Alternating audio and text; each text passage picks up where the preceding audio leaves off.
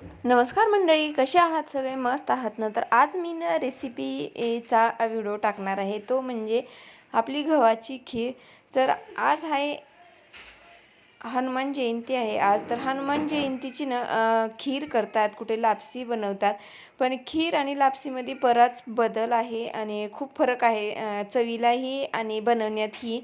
तर इथं गव्हाची खीर अख्खे जे गहू असतात ना, ते गहू काय करायचं, आपल्याला अगोदर सडायचे उकळ्यामध्ये. सडणं म्हणजे कुटून घ्यायचं, त्यावरती सगळं सालटं काढायचं, रात्रभर पाण्यामध्ये भिजत ठेवायचे हे गहू. आणि नंतर मग पाण्यात का भिजत ठेवायचे, तर लवकर आपली खीर शिजली जाईल, त्याच्यामुळे रात्रभर आपल्याला पाण्यात भिजत ठेवायचे.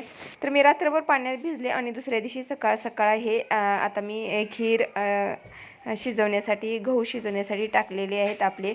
तर त्यामध्ये काय करायचे, एक छोटीशी वाटी तांदूळ टाकायचे. म्हणजे एक मोठी वाटी गहू घेतलेले आहेत मी आणि एक छोटी वाटी मीडियम साईजचे आपले तांदूळ घेतलेले आहे. तिथं गूळ, खोबरं आणि विलायची बडीशोप घेतलेली आहे.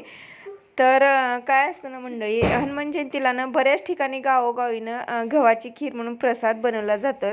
तर म्हणलं चला मी पण आज घरी बनवणार आहे. ते आता बरेच दिवस झालं खाल्लीच नव्हती गव्हाची खीर आणि खूप छान लागते खायला मंडळी. तर हे बघा, एकदम अशी गाळ शिजली आहे.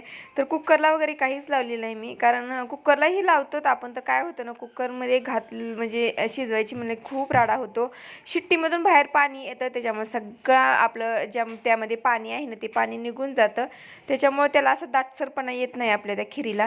आणि पातेल्यात शिजलं ना, पाणी बाहेर येत नाही आणि जे आपलं तांदळाचं पाणी चिकट असतं ना, तर त्याचा थोडा दाटसरपणा आपल्या खिरीला येतो, म्हणजे घट्ट अशी ही खीर होते.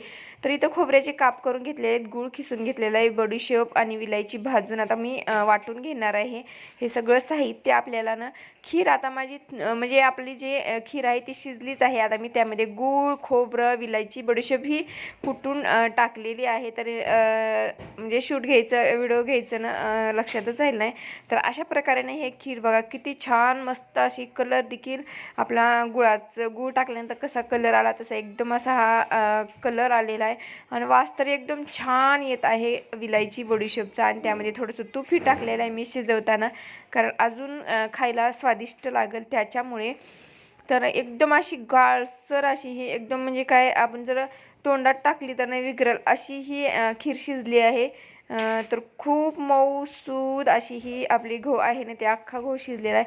आणि किंचितसं चिमूटभर मीठ टाकलेलं आहे, कारण गोडाच्या कोणत्याही पदार्थामध्ये थोडंसं मीठ टाकलं ना, चव अजूनच छान लागते.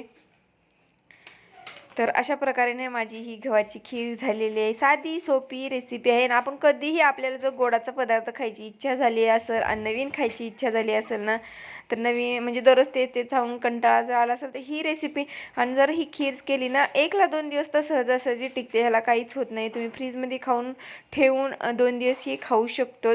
तर म्हणलं चला आज हनुमान जयंतीची स्पेशल अशी ही गव्हाची खीर बनवूया. आणि हनुमान जयंती म्हणल्यास आणि गव्हाची खीर म्हटल्यानंतर ना, मला तर गावाकडची खूप आठवण येते.